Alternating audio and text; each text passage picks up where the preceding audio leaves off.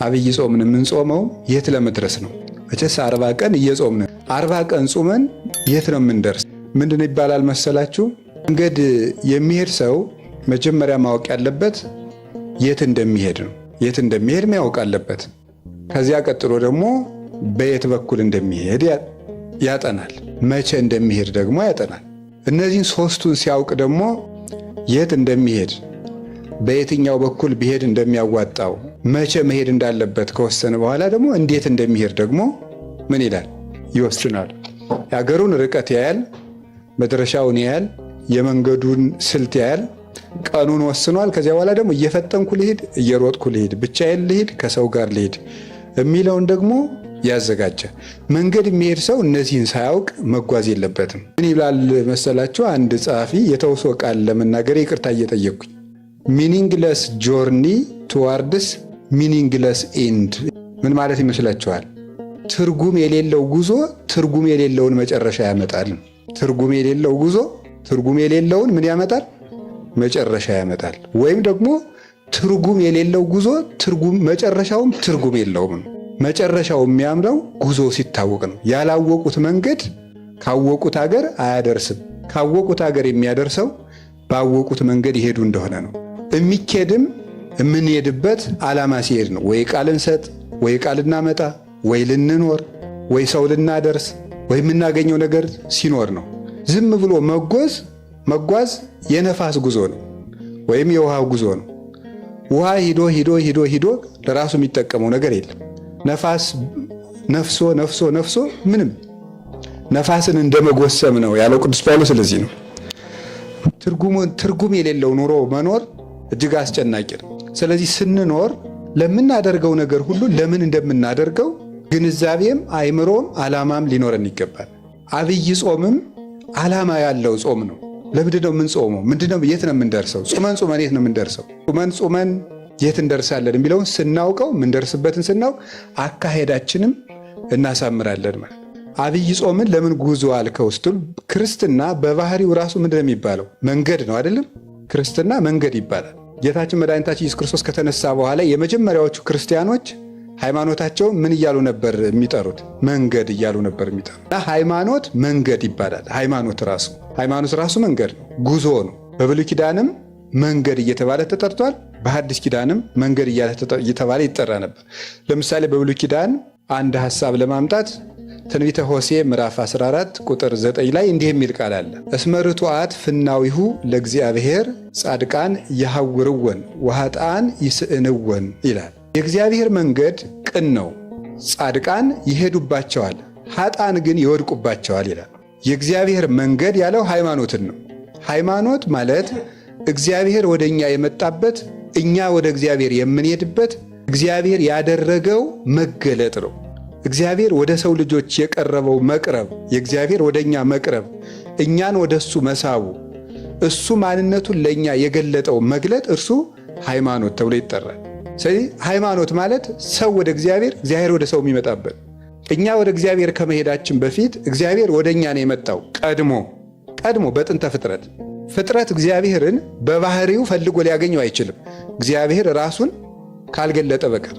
ወደ ተገለጠው እግዚአብሔር እንሄዳለን እንጂ እኛ ያገኘነው እግዚአብሔር የለም።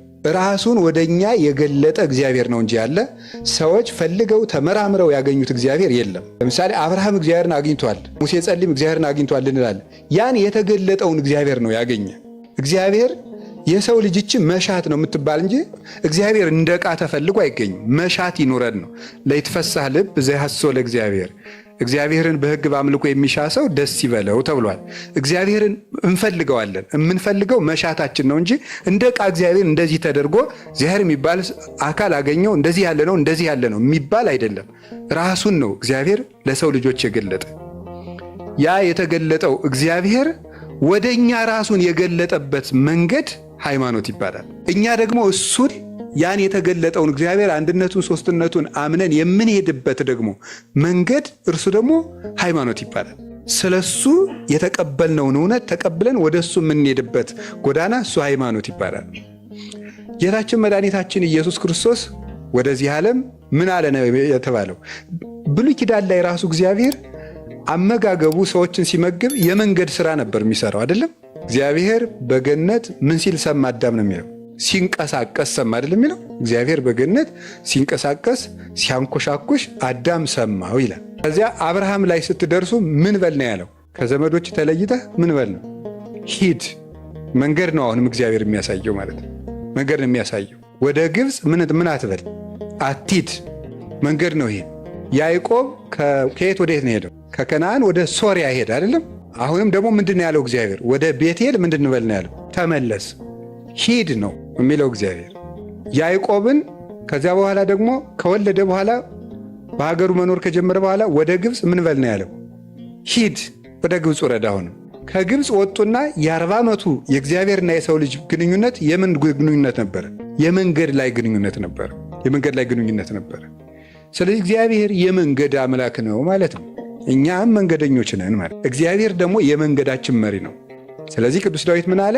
ምርሃኒ እግዚኦ ፍኖተከ እንተ ባቲ አሐውር፣ አቤቱ የምሄድባትን መንገድ ምራኝ ብሎ ይጸልይ ነበር። አርት ፍኖቴ ወሁረቴ፣ መንገዶችን አቅናልኝ አካሄዴንም አሰማምርልኝ ያለ ይለምነው ነበር። ስለዚህ አባቶቻችን ወደ እግዚአብሔር የሄዱበት ነበር። አምላኬ አምላኬ ገይሳቤከ፣ አምላኬ ፈጣሪ ወደ አንተ ምን እላለሁ ነው እገሰግሳለሁ። ጸማት ነፍሴ አንተን ተጠማች፣ ማይዜ እበጽሕ ወእሬ ገጾ ለአምላኬ። ደርሼ የፈጣሪን ፊት የማየው መቼ ነው?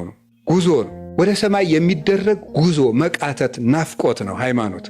ወደምንፈልጋት ወደ ነፍሳችን መዳረሻ ወደባችን ስለሆነ ከጥፋት አድኖ የሕይወት ወደብ ወደሚሆነን ወደ ክርስቶስ የሚደረግ ጉዞ ነው ሃይማኖት። ከዛ ጌታችን መድኃኒታችን ኢየሱስ ክርስቶስ ወደዚህ ዓለም መጣ። ይኸው መንገድ ነው። ይህም እኮ እግዚአብሔር ከሰማይ ወደ ምድር መጣና እናቱ የወለደችው የት ላይ ነበር የወለደችው? መንገድ እየሄደች ነው የወለደችው። ቤተልሔም ላይ መንገድ ልትቆጠር ሄዳ እዚያ መንገድ ላይ ነው የተወለደው። እንደተወለደ ምንድን ነው ያደረገው? መንገድ ነው የጀመረው። ወዴት ነው የሄደው? ወደ ግብፅ ነው የሄደው። ግብፅ ተመልሶ ወዴት ነው የሄደው? መንገድ ነው የሄደው። የት ነው የሄደው? ናዝሬት። በናዝሬት ሲያድግ ምን እያደረገ ነው ያደገ? እየሄደ ነው ያደገው። ከየት ወደ የት? ገሊላ ወደ ናዝሬት ወደ ኢየሩሳሌም እየሄደ ነው ያደገው። በምድር ላይ አንሶ ሰው ውስተ ምድር አይደል ያለ ቅዱስ ኤፍሬም። በምድር ላይ ምን አለ ነው? ተመላለሰ ነው። ሊጠመቅ ምን አለ? ሆረ ኢየሱስ እምገሊላ ሀበ ዮሐንስ፣ ሄደ። 40 ቀን ሲሞላው ሊጾም ወደ ምድረ በዳ ምን አለ? ሄደ። ተመልሶ ደቀ መዛሙርቱን ደግሞ የመንገድ ወግ ነው ያወጋቸው። ምንድን ነው ያደረገው? ና ምን በለኝ ነው ትለወኒ፣ ምን በለኝ ነው ያለው? ከተለኝ ነው ያላቸው። መንገድ ነዋ። ሃይማኖት ክርስቶስን ማምለክ መንገድ ስለሆነ ደቀ መዛሙርቱን ሲመርጥ የመረጠበት ቃል ተከተለኝ የሚል ቃል ነበረ። ለጊዜው በእግር ፍጻሜው በግብር እያሉ አባቶቻችን እንደተረጎሙት። ከዚያ በኋላ ደግሞ መጨረሻ ላይ ምንድን ያደረገ? መስቀሉንም ተከተለኝ አለችው። ዘይፈቅድ ይትለወኒ ይጽላ ነፍሶ ያጥብ ወይ ጽሩ መስቀለ ሞቶ ወይ ትለወኒ። እኔ ሊከተለኝ የሚወድ ሰው ቢኖር ሰውነቱን ይጥላ፣ ራሱን ይካድ፣ ለሞት የሚያደርሰውን መስቀል መከራ መስቀል ተሸክሞ እኔን ይከተለኝ ነው ያለ። እኔን ይከተለኝ ማመን ክርስቶስን መከተል መንገድ ነው። ሲያስተምርም ምንድነው ያላቸው? እኔ ራሴ ምንድን ነበር ያላቸው? መንገድ ነኝ። አነ ውእቱ ፍኖተ ጽድቅ ወሕይወት፣ እኔ የሕይወት መንገድ ነኝ ነበር ያላቸው። ዮሐንስ 14:6 ሄደን የምንደርሰው ስትለው ሕይወት እኔ ጋር ነው የምትደርሱት። እንዲህ ያለመሆኑ ማረጋገጫ እውነት ምንድን ነው ስለው እኔ ራሴ ምንድን ነኝ አላቸው? እውነት። በየት አድርገን ነው የምንሄደው? እኔ መንገድ ነኝ ብሎ መለሰ። ከዚያ በኋላ ቅዱሳን ሐዋርያትን ከዚያ በኋላ ከቀራኔዮ ከሊጦስተራ ወደ ቀራኔዮ መስቀል ተሸክሞ ምን አለ? ተነስቶ ደግሞ ወደ ኤማዎስ ከደቀ መዛሙርቱ ጋር ምን አደረገ? ሄደ። ከትንሣኤ በኋላ ወዴታ ሄደ? ወደ ሰማይ አረገ። ከዚያ ተመልሶ ምን ያደርጋል? ይመጣል። ገርነ ሁሉ እኮ መጽእ ካዕበ ወነሣእክሙ ከመ ታህልዉ አንትሙሂ ሀበ ሀሎ ከዋነ፣ ተመልሼ እመጣለሁ እናንተም እኔ ባለሁበት ትኖሩ ዘንድ እወስዳችኋለሁ። ስለዚህ ይወስደናል። መወሰድ መጨረሻችን መወሰድ ነው፣ መሄድ ነው። ከዚያ በኋላ ከሱ መድረስ ነው። በዚህ ዓለም ላይ ስንኖር ምን እያደረግን ነው ካላችሁ፣ እየሄድን ነው። ኑሮ ራሱ መንገድ ነው። ምን እያደረግን ነው? ወዴት ነው እየሄድን ያለ ነው? እግዚአብሔር ወይ ወደ ሞት ወደ ሕይወት ነው። ከፈቀደልን ወደ እሱ ነው። አቃተን ደግሞ እንጂ እሱ ያውቃል። እና ቅዱስ ጳውሎስ ራሱ ምንድን ያለው? ወደ ክርስቶስ ልሄድ ምን እላለሁ? እናፍቃለሁን። ልሄድ መሞት ራሱ መንገድ ነው። ወፍናው ይሁኒ ለሞት ዘእግዚአብሔር ውእቱ፣ የሞት መንገድ የእግዚአብሔር መንገድ ነው፣ የእግዚአብሔር ጎዳና ነው ብሎ ቅዱስ ዳዊትም ነግሮናል። ስለዚህ ጎዳና ነው። ስንኖር እየሄድን ነው። አንድ ቀን አንድ እርምጃ እንደሆነ፣ አንድ ዓመትም የሆነ ሩጫ ነው፣ 2 ዓመትም የሆነ ሩጫ ነው። በቆየንና በከረምን ቁጥር ወደ መቃብራችን በደንብ እየፈጠንን ነው የምንሄደው እና አብይ ጾም ጉዞ ነው። የ40 ቀን ጉዞ ናት። የት ነው የምንደርሰው? ሄደን 40 ቀን ጾመን ቅድስት ዘወረደ እንደዚህ ያልንና የት ነው የምንደርሰው? እሱን እንድናውቅ መዳረሻችን እንድናውቅ። ሰው መንገደኛ ነው ሲባል እንግዲህ ምን ማለት ነው? ምን ማለት ገባችሁ አይደል? ሰው መንገደኛ ነው ማለት ምን ማለት ነው? ነዋሪ አይደለም። መንገደኛ ጓዙ ቀላል ነው፣ እንደ ልቡ አይናገር። ምክንያቱም መንገደኛ ነው። እንግዳው ናቸው። ሰው ቤት ሄዳችሁ እንደ ልባችሁ ትናገራላችሁ? አንሶት ያንቃ ይባላል። ሰው ቤት ትሄዱ አይባልም። አውርዱት ውሃ አልጠጣም ይባላል አይባልም። የሰው ቤት ነው። በምድር ስንኖርም እንደ ልባችን መናገር አይገባም። ምክንያቱም ምንድነው? ነግዶ ፈላሲ ስደተኛ ነንና መንገደኞች ነን። እንደ ልብ አንናገርም። ቀለል ብለንም መኖር አለብን። መንገደኛ ነን። ጥሎ ለሚሄዱት ሀገር አመል ማስቆጠርም ተገቢ አይደለም አይደል? እንግዳ እኮ አመሉን አሳምሮ ነገ ወደ ቤት ሊሄድ ብሎ አመሉን አሳምሮ ነው የሚሄደው። ነገ ጥለነው ለምንሄደው ዓለም ነው መከራ የምንበላው እርስ በርሳችን እና ስለዚህ ነገ ሀጆች ነን። መቼ እንደምንሄድ አናውቅ። እየሄድን ነውን እንጂ ደግሞ ጎዳናችን መቼ እንደሚያልቅ አይታወቅም። ስለዚህ አመልን ማሳመር እንደገና ደግሞ ለእንግድነት በሄዱበት ሀገር ቤት ሲሰራ አይከረምም አይደል? የት ነው የሚሰራ? ራስ ቤት ሲመለሱ አይደለም ነው። አሁን አዲስ አበባ ሄዳችሁ ለመመለስ እዚያ ቤት ስትሰሩ ትሰነብታላችሁ ወይስ የአዲስ አበባ ሰው እዚህ ቢመጣ እዚህ ቤት ሲሰራ ይከርማል? ሀገሩ ላይ ነው የሚሰራ። የእኛ ሀገራችን የት ነው? በሰማይ ነው።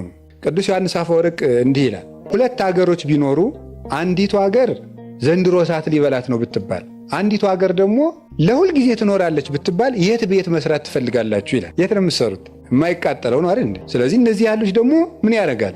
እነዚህ ሰማያት ደግሞ ይጠፋሉ። እነዚህ የምናያቸው ምድሮች በማይጠፋው ዓለም ምን አለኝ ማለት ይገባል። ስለ እውነት በዚህ ዓለም ራሳችንም ሰርተን ሆነ ሰውም ሰርቶልን መጠለያ ጎጆም አለን፣ መጠለያ ልብስም አለን። በዚያኛው ዓለም ግን ምን ይጠብቀኝ ይሆን ብሎ ማሰብ ይገባል። የሚሄድ ሰው መድረሻውን ይመሽብኝ ይሆን? አውሬ ይበላኝ ይሆን? ክረምት ከሆነ ውሃ ይሞላብኝ ይሆን? በጋ ከሆነ ይቀትርብኛል እያለ እያሰበ ነው የሚሄደው እና እያሰብን መኖር አለብን። የሚጾም ሰው ሞቱንም ትንሣኤውንም እያሰበ ነው የሚጾሙ። ምን እያደረግን እንሄዳለን የሚለውን መንገዳችን እንድናውቅ ነው። ጾሙ ምንድን ነው? አብይ ጾም። አሁን አብይ ጾም የሚባለው ጾም ታውቃላችሁ። ጾም ማለት መከልከል ነው። ተከልኦተ ብእሲ እመብል፣ የሰው ልጅ በጊዜ እውቅ በታወቀ በተሰፈረ በተለካ ጊዜ ከመብል መከልከሉ ጾም ይባላል። በታወቀ ጊዜ ጾም ማለት ባጭሩ መከልከል ማለት ነው። ፍትሕ መንፈሳዊ አንቀጽ 15 ቁጥር 1 ላይ እንደተጻፈው ጾም መከልከል ነው። መከልከል ነው ጾም። ይሄ ፍቹ ዝም ብሎ ዘይቤያዊ ፍቹ ነው። ግዕዙ ወደ አማርኛ ሲተረጎም ነው መከልከል የሚሆነው። መንፈሳዊ ፍቹ ግን ጾም ምንድን ነው? ጾም ምን ይመስላችኋል? ጾም ሰማያዊ መልካችንን መጠበቅ ነው። ሰማያዊ መልካችንን እኛ የተፈጠርነው በማን መልክ ይመስላችኋል? ኦሪት ዘፍጥረት ምዕራፍ 1 ቁጥር 26 ላይ እንደተጻፈው በማን መልክ ነው የተፈጠርነው? በእግዚአብሔር መልክ ነው የተፈጠርነው። በእግዚአብሔር አርአያና መልክ ከተፈጠር እግዚአብሔር ይበላል አይበላም? ጥያቄው ራሱ አይበላም አይደል እንዴ? ይበላል አይበላም? አይበላም። እና ምን ጾመው ወደ የትኛው መልካችን ለመሄድ ነው? እግዚአብሔርን መስለን ስለተፈጠር ወደማይበላው መልካችን ለመሄድ። መጨረሻ ላይ መንግሥተ ሰማያት እንበላለን አንበላም? አንበላም። እና ወደዚያኛው ዝግጅት እያደረግን ጾም ማለት ወደ ትክክለኛ መልካችን መመለስ ማለት ነው። ወደ ተፈጥሯችን መመለስ ነው። ይሄ የሚበላው ስጋ ራሱ መጨረሻ ላይ በማይበላ ሕይወት ነው የሚኖረው። ስለዚህ እግዚአብሔርን ወደምንመስልበት መልክ መሄድ ነው ጾም ማለት፣ ሰማያዊነት ነው። ይውላችሁ የእኛ ኦርቶዶክሳዊ ተዋሕዶ ቤተክርስቲያን ስንዱ እመቤት የሆነችው እናታችን ከዓመት ካሉት ቀናት የምታበዛው ምኑን ነው? በቃ ጠቅላላው ሕይወታችን ማንን ወደ መምሰል እንዲያድግ ነው። አሁን ብዙ ሰው ምን ይላል? እንዲሁ ኦርቶዶክስ መሆን ያደክማል። ምክንያቱም ጾሙ ቀኑ ምንድን ነው? በጣም ብዙ ነው። ስለ አብይ ጾም 55 እሺ፣ ጾመ ሐዋርያት 40 እስኪ እናድርገው እሺ፣ በሉ ደግሞ 95 ጾመ ነቢያት 44 139 መጣ። እሰት 16 ነነዌ 3 እሺ፣ ዓርብ ረቡዕ 52 ነው የሚመጣ 52 ማል ግን የሚቀነስ ይኖራል። እስቲ 52 እናድርገው ዝም ብለን 52 ሳምንት ነው ዓመቱ ስንት ይመጣል? አዎ ይሄን ያህል ጾም አላት ከዓመቱ ማለት ነው። እና ምንድነው ዓመት ሙሉ እንዳንበላ የምታረገን እቺ ቤተክርስቲያን። የለም ልጆች የሚሻላችሁ ማንን ብትመስሉ ነው? ፈጣሪያችሁን ብትመስሉ ነው። ይሄማ መብላቱ የማን ነው? የበሬ ነው። የበሬ የአህያ የፈረስ ነው። እግዚአብሔርን ብትመስሉ ነው የሚሻላችሁ። እንዲያው ለመቆም እንስሳነቱንም አንዳንድ ጊዜ ምን አድርጉት ነው? ብሉ፣ እየዋላችሁ ብሉ። መች ይሄ እንስሳው ጠባያችሁ ካልቆመ መላካዊ ጠባያችሁ ስለማይሆንለት እየዋላችሁ ብሉ፣ እየጾማችሁ ብሉ። ግን እግዚአብሔርን መምሰላችሁ ቢበዛ ይሻላል ብላል። በሰማይ መብላት መጠጣት የለም። ይቺ ቤተክርስቲያን ሰማያዊት ቤተክርስቲያን ስለሆነ የሰማዩን ኑሮ ነው እዚህ ውስጥ የምታለማምደን። በሰማይ ሄደን የምንኖረውን ኑሮ መብል እንዲያውም ካገኘነው ዘንድ እናጥረገርገዋለን እንጂ እኔንም ጨምሮ ምነው ባይኖር ኖሮ በእውነት መከራ ወንድሜ፣ ምግብ ባይኖር ሁሉ ጦርነት ራሱ ይኖራል እንዴ ምግብ ባይኖር። ነገር ግን የሰው ልጅ ኩራተኛ ነው እንጂ በኩራትም ሊጣላ ይችላል። ምግብ ነው የሁሉ መከራ የሚያመጣው። በሽታ ቢመጣ በምግብ ለኩላሊት ጥሩ ነው የተባለው ምግብ ለጨጓራ ክፉ ይሆናል። ለጨጓራ ጥሩ ነው የተባለው ለልብ ክፉ ይሆናል። መከራ የሆነ ነገር ነው በዚህ ዓለም መኖር። እና ለምንድን ነው ግን ቤተክርስቲያን እንዲህ የምታደርገው ሲባል መልአካዊ ይሁን እና ቅዱስ ወግሪስ ሲናገር ምን ይናገራል? በቀን 1 ጊዜ የሚበላ ሰው መልአክ ነው። በቀን 2 ጊዜ የሚበላ ሰው ሰው ነው። በቀን 3 ጊዜ የሚበላ ሰው እንስሳ ነው ይላል። በቀን 1 ጊዜ የሚበላ ምንድን ነው? መልአክ ይበላል አይደለም? መልአክ ይበላል እንዴ? በቀን 1 ጊዜስ ምንድን ነው? አብዛኛው ህይወቱ ወደ ምን ያደላ ነው ማለቱ ነው? ወደ መልአካዊ ህይወት ያደላ ነው። በቀን 1 ጊዜ የሚበላ መልአክ ነው። 2 ጊዜ የሚበላስ ተመስገን። 3 ጊዜ የሚበላውስ እንስሳ ነው። ወደ እንስሳነት እየወረድ ነው። ከ3 ጊዜ ወደ 2 ጊዜ ስትቀንሰው ሰው ትሆናለህ። ወደ 1 ጊዜ ሲያመጡት ደግሞ አባቶቻችን የሚኖሩት በገዳም ዘግተው ትርምት እያዙ የሚኖሩት ደግሞ እነሱ ምን ይሆናሉ? መልአክ ይሆናሉ ማለት መልአክ ይሆናሉ። ጾም ማለት ይሄ ነው። ጾም የሚጾም ሰው ስጋሁ ለጸዋሚ ኢይትካህሎ ከመ ይኑም ኩላ ሌሊተ ፊልክስዩስ ሲናገር መጽሐፈ መነኮሳት የጾመኛ ሰው ሰውነት ሌሊቱ ሙሉ ተኝቶ ማደር አይቻለውም ይላል። ጾም የትጋት ምንጭ ነው። ትጋት የሚገኘው ከጾም ነው። ሰው በልቶ ትጉ ሊሆን አይችልም። እንዲያውም በጣም ምን ያደርጋል መሰላችሁ? ሰው ሲበላ ምንድን የሚያደርገው ሰውነት አይምሮ ጭምር ምግብ በመፍጨት እንደሚሳተፍ ታውቃላችሁ አይደል? ልብም ጭምር አይምሮም ጭምር ይሳተፋል። እና ጭንቅላት ይሄ አይምሮአችን አስተዳዳሪ ነው። ጭንቅላት ምንድን ነው? አስተዳዳሪ ነው። ማንን የሚያስተዳድር? እጅን፣ እግርን፣ ኩላሊትን፣ ሳምባን፣ አጠቃላይ ሰውነትን ማን የሚያስተዳድር? ይሄን የሚያስተዳድረው እና ኮድ የምን አካል ነው? አንድ ግዛቱ ነው። የማን? የጭንቅላት። እና ምግብ አጥብቆ ሲሰጠው ምግብ መፍጨት በግዛቱ ውስጥ በጣም ከፍተኛ ስራ ስለሆነ እዚያ ላይ ይጠመዳል። እዚያ ላይ ሲጠመድ ማሰብ አይችልም ነው። ማሰብ አይችልም። ምክንያቱም ያንን ግዛቱን በማስከበር ተጠምዷል ማለት። ያን በማስፈጨት ባይድ ነገር ስለተከመረበት እሱን ነገር ስፍራ እስከሚያይዝ ጓዙን ስፍራ እስኪያስይዘው የማሰብ አቅም ያጣል። እና ለዚህ ነው የማይጾም ሰው ሐሳቡ ቅርብ ነው። ምንም በቃ እቅዱም ቅርብ ነው። እንቅልፉ መከራ ነው። ስለዚህ ምን ይላል? አይምሮ ሰውነትን ማንቃት አንድ ስራ ይሆንበታል። ምግቡን ደግሞ ትእዛዝ ሰጥቶ ማስፈጨት አንድ ስራ ይሆንበታል። ስለዚህ ምን ያደርጋል? ሰውየውን ተኛ ቆይ ምግቡን ልፍጨው ይልና ምን ያደርገዋል? አስተኝቶ ይፈጫል ማለት። ሰውየውን ያስተኛና ምግቡን ስለሚፈጭ ሰውየው በዛ ጊዜ መነሳት ያቅተዋል ማለት። እና የጾመኛ ሰው ሰውነት ንቁ ነው ይላል። ጾም እማ ለጸሎት እህታ ለአርምሞ ወጥንት ለኩሉ ገር ሰናይ። የጸሎት ማር ይስሐቅ ሲናገር ደግሞ ጾም ምንድን ናት ያለ? የአርምሞ ምኗ ናት? እህቷ ናት ይላል። ታላቅ እህቷ ናት። አርምሞን ዝም ማለትን፣ መረጋጋትን፣ መስከንን የምታመጣው ማናት? ጾም። እማ ለምን? ለጸሎት። የጸሎት እናቷ ናት። ጸሎትን የምትወልዳት ማናት? ጾም ናት። የሚጾም ሰው ጸልይ ነው የሚያሰኝ። አይምሮ የተሳለ ነው። አንደበቱ ስል ነው። ልቡናው የተከናወነ ነው። ሐሳቡ ክት ነው። ስለዚህ የጸሎት እናት ናት። ነቃ ለአንብ የንባ ምንጭ ናት። ሁልጊዜ የሚበላ ሰው ማልቀስ አይችልም። በነገራችን የሚጾም ሰው ነው። አሁን ከዓለም እኮ ተቃራኒ ነው። የዚህ ዓለም ነገር እኮ እና ክርስትና እንደተቃረነ ነው የሚኖረው። አሁን ካልጠጣህ የትኛውን ውሃ ታነባዋለህ ነው አይደል የሚለው። በሳይንስ ቢሆን ኖሮ ብናዋጋ ካልጠጣህ አሁን የት እንባ ይመጣል? እንዲሁም ቅዱሳን ሲበቁ ውሃ ወደ አለመጠጣት ሲሄዱ እንባቸውን ያደርጋል። እያጸር ውይዙ ነው እኮ የሚለው። እንባቸው ፈጽሞ የማይቆም ነው የሚሆነው። እንደ ሰንዋ ለዚያውም አይን የማይቆጠቁጥ ያለ ስስት የሚወርድ እንባ ነው የሚኖራቸው። የእነ አቡነ ገብረ መንፈስ ቅዱስ፣ የእነ አቡነ ተክለ ሃይማኖት፣ የእነዚህ ከዋክብት እንባቸው ምንጭ ነው። የክርስቶስን ሕማም እያሰቡ ማለት ነው። የንባ ምንጭ የጸሎት እናት የአርምሞ እህቷ ማናት?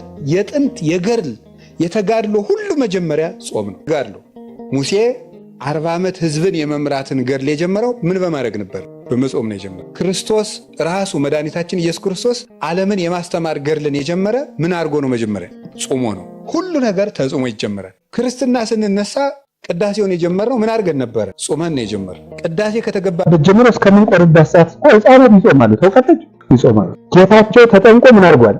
ጾሟል። እነሱም የእናታቸውን ጾም ቅዳሴ እስኪያበቃ ይጾማል። እየተሳተፉ የፈለገ ቢያለቅሱ ስጦታ አይሰጥ። ቅዳሴያን መጾም አለባቸው። ጾም መጀመር ነው። ጋብቻ የሚያገቡ ሰዎች በጾም ነው ትዳራቸውን የሚጀምሩ። ሰርጉ ከተፈጸመበት ቀን ጀምሮ ተክሊል ይፈጸምና ተክሊል ከተፈጸመ በጋራ ከቆረቡ በኋላ በተክሊልም ካልሆነ በቁርባን የሚጋቡም ከሆነ ድንግልና የሌላቸው በቁርባን ካገቡ በኋላ 40 ቀን የመጾም ግዴታ አለባቸው። ትዳር ለምን? ገርል ነዋ። ገርል እኮ ነው። ማረፊያ አይደለም፣ ድግስ ቤት አይደለም፣ ገርል ነው። እንኳን ከሰው ጋር ብቻን መኖር ከባድ ነው አይደል? ሰው እኮ ሲያገባ ከቀላል ወደ ከባድ ነው፣ ከከባድ ወደ ቀላል ነው የሚሄደው። ከቀላል ወደ ከባድ ነው የሚሄደው። ሌላ ሰው ጋር ጨምሮ እንዲያ ማለት ማለት የሌላ ሰው ጭምር ሐሳብ። ድሮ እንዳሰብክ ትተኛለህ፣ እንዳሰብክ ትበላለህ፣ እንዳሰብክ ትተኛለህ፣ እንዳሰብክ ትነሳለህ። ሰው ስትጨምር ግን እንዳሰብክ የት ነው የምትሄድ? ጠያቂ አለህ ማለት ነው። አለቃ አለህ፣ ተቆጣጣሪ። ስለዚህ ገርል ነው ትዳር፣ ገርል ነው። ገርሉን የምትጀምረው ጾመህ ነው። 40 ቀን ይጾማል። አሁን ብዙ ትዳር ፍቅር የሌለው ከንቱ ትዳር የሆነበት ምክንያት እንደተጋቡ አይጾሙም።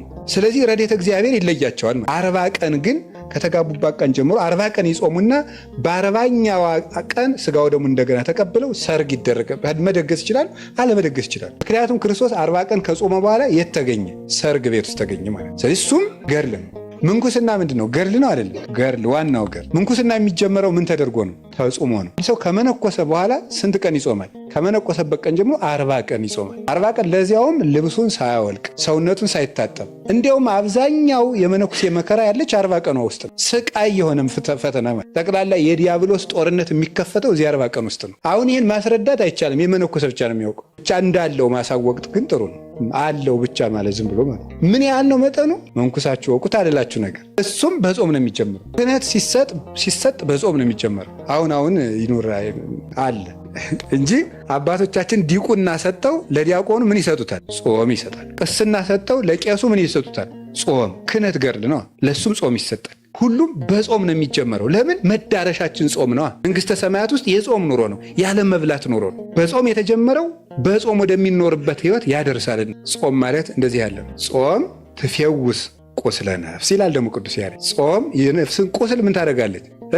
ትፈውሳለች። ወታጸምም ፍትወታተ ኩሉ ዘሥጋ፣ የስጋን ፍትወት በሙሉ ጸጥ ታደርገዋለች። አርፈ ቁጭ በል ትለዋለች። ማናት እንዲያ የምታደርገው? ጾም። የነፍስን ቁስሏን የምትፈውሳው ጾም ናት ተብሎ እንግዲህ ፈውስ ነው፣ ምንጭ ነው ብያቸዋለሁ። መላካዊ ህይወት ነው፣ እግዚአብሔርን የሚያስመስል ህይወት ነው፣ የመንግስተ ሰማያት ኑሮ ነው ጾም። ለዚህ ነው የምንጾመው።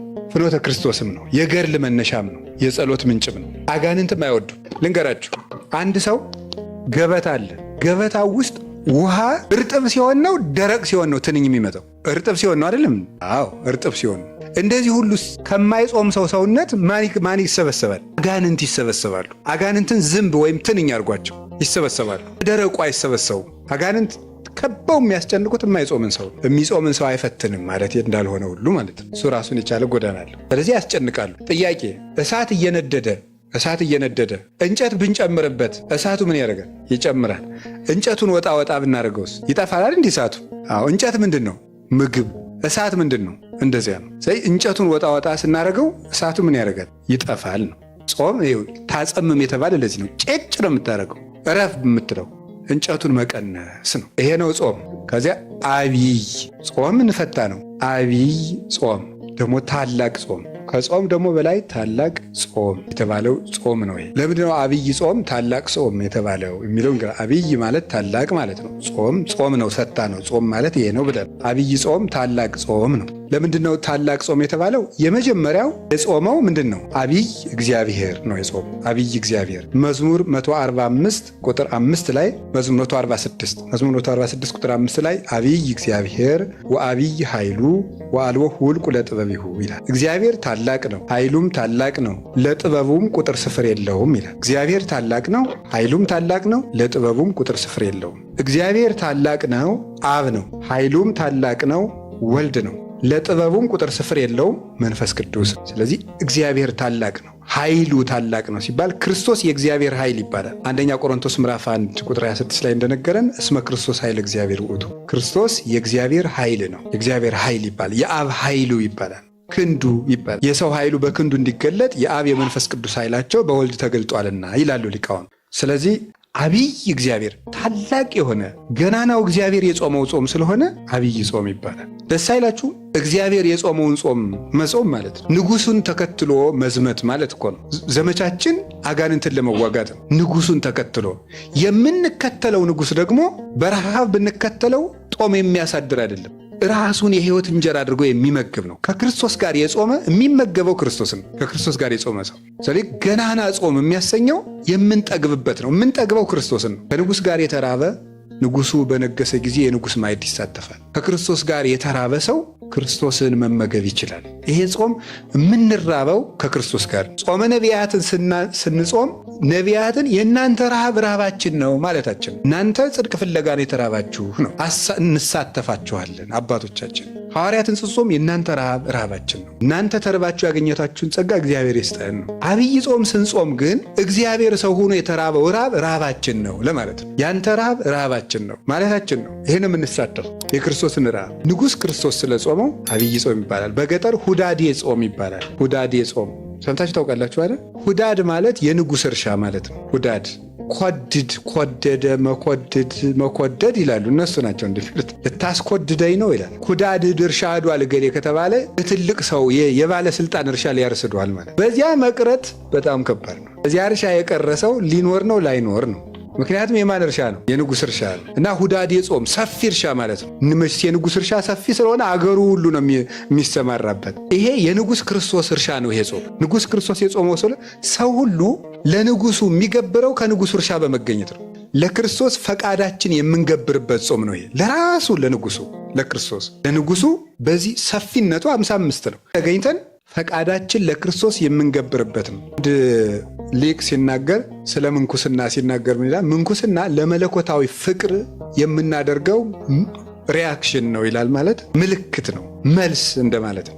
አንዳንድ ቃል ስለማይገልጽ ነው ዝም ብዬ እንዳለማመጣው ማለት ግን ድሃ በሆነ ቋንቋ እያርኩት ነው። ምንኩስና ለመለኮታዊ ፍቅር የምናሳየው ግብረ መልስ። ጥሩ አድርገህ ገልጸዋል። ለመለኮታዊ ፍቅር አንተ ለእኛ እንዲሆንክልን እኛም ለአንተ አንተን ፍለጋ እንዲንሆናለን እንደማለት። ብድር መመለስ አይደለም፣ ፍቅሩን መከተል ነው። ለፍቅር ምልክት ማሳየት እግዚአብሔር ለሰው ልጅ ላደረገው ፍቅር የምናሳየው ምልክት ነው። ዘመድ ይቅርብን፣ ገንዘብ ይቅርብን፣ ትዳር ይቅርብን ተብሎ አንተ ሁሉን ትተህ እንደመጣ አንተ ፍቅር ሁሉን ያስተዋል እንደማለት ያለ ነው የሚመሰረት እንጂ ስጋን ለመቅጣት አይደለም። ጾምም እንደዚህ አንተ ለእኛ ብለህ ተራብክ ተብሎ ለዚህ ረሃብ የምናሳየው የፍቅር ምልክት ነው እንጂ አብይ ጾመን የእኛ ጾም ያጸድቀናል ማለታችን አይደለም። የእኛ ጾም ያጸድቀናል ማለታችን አይደለም። ለፍቅሩ የሃይማኖት ስራ ራሱ ተግባር፣ ስነ ምግባር ማለት አሁን አንዳንድ ሰዎች ይላሉ ከዚህ ከኛ ቤተክርስቲያን ውጭ ሆኑ ሰዎች ስነ ምግባር እንስራ እንዲናርግ ሲባል በእኛ ስራ እንድንም በእኛ ስራ እንድንም ጉጭ ማለት ግን መጎለት ግን ለዚያ ፍቅር ምልክት አለማሳየት ነው። ቢያንስ መውደዳችን እንግለጠውን የምንሰግደው ለሱ ፍቅር የሱን ፍቅር ለማሳየት ነው እንጂ የኛ ስግደት መንግስተ ሰማያትን የሚገዛልን ሆኖ አይደለም። የምንቆመው የኛ ቁመት መንግስተ ሰማያትን ሊገዛት አይደለም። ለፍቅሩ ምልክት ማሳየት፣ በሱ የማመናችን ማህተም ማሳየት ነው። አዎ ቃልህ እውነት ነው፣ ነገርህ የታመነ ነው፣ ለእኛ መሞት የታመነ ነው። ለዚህም የምናሳየው ፍቅር ይሄ ነው። ያንን ነው።